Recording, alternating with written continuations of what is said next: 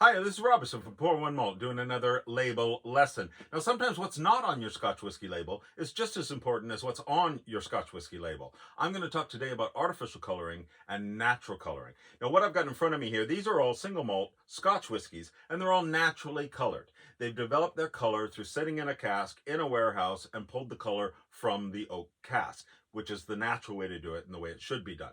And I assume everyone out there knows when Scotch whiskey comes off the still as new make, it has no color in it at all, right?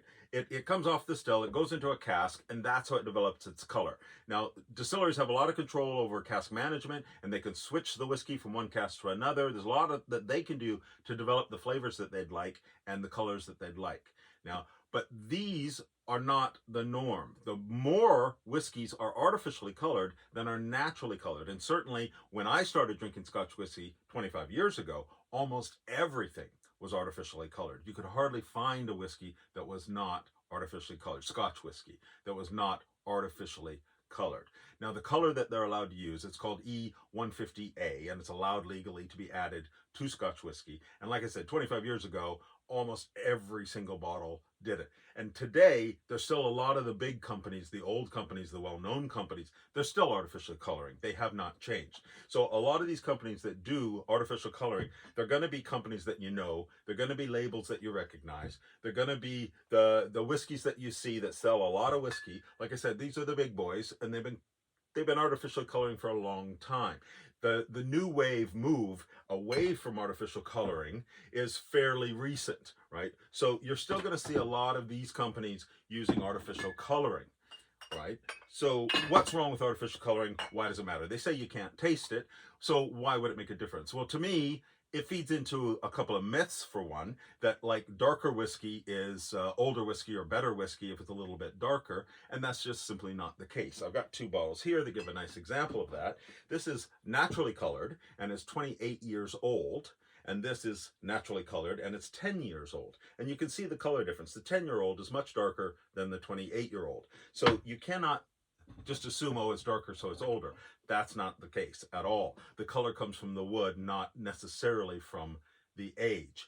Well, and the other myth that I've heard is that some people think the darker the whiskey is, the more peat it has in it. And that's completely not true. And in fact, it's almost the opposite of what's true. Here's a really heavily peated Scotch whiskey. This one's called Big Peat, heavily peated, and it's almost clear. You can see the color there, and that's a natural color. It's hardly got any color at all. A lot of the peaty ones don't have much color in them. So color definitely does not equal peat. The other problem that I have with the color is that I think it confuses the palate, because when I started drinking Scotch whiskey and I was learning to what different ones tasted like and trying to train my palate, an artificial color would confuse me because I expect lighter color ones to have a certain flavor and darker color ones to have a certain flavor, and the color's not matching up with what the flavors are. So I don't think it's a good idea on that front. Now, the companies say you can't taste it, and the companies say that they do it for consistency. If I buy a bottle of Glenfiddich now and I have a bottle that I bought 5 years ago, and I pour the two side by side in glasses, that they say whiskey drinkers like me are going to want to have that Glenfiddich be exactly the same color in both glasses, even though they're 5 years apart or 10 years apart. Now, obviously, I'm a bit of a different person because that wouldn't matter to me. I wouldn't care if the color was a little bit different. That's not why I buy whiskey, is for that reason. But that is one of the reasons that the companies give why they're still using artificial color.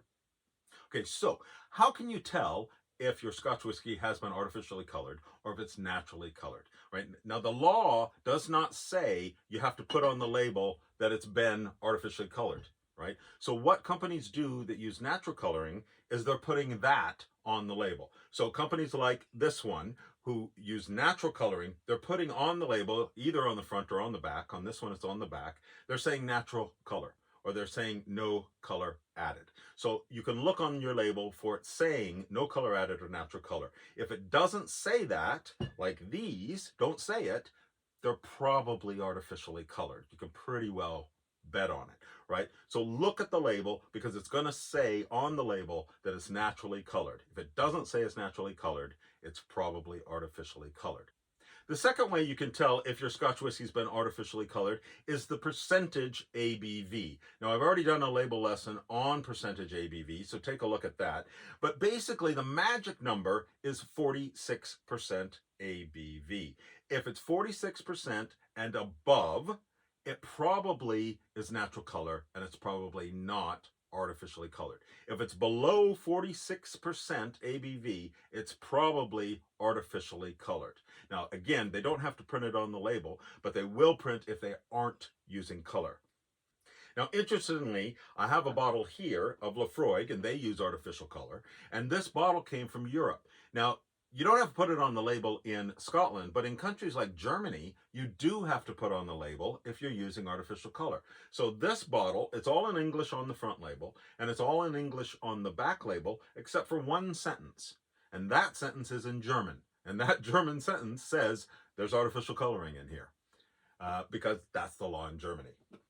Now, the good news is, over the last 25 years, less and less companies are using artificial coloring, and more are shifting to using natural coloring. And a lot of the new distilleries, the reason I'm so excited about new distilleries, and some of these new independent bottlers, is that the new ones are using natural color, right? So all of these are naturally colored, and these companies use natural coloring. And flip that one around as well, and these guys as well. There's a lot of companies now that are new that are using the natural coloring. So to me, the future of Scotch whiskey is bright, and the future of Scotch whiskey is naturally colored. Enjoy your dram. Slán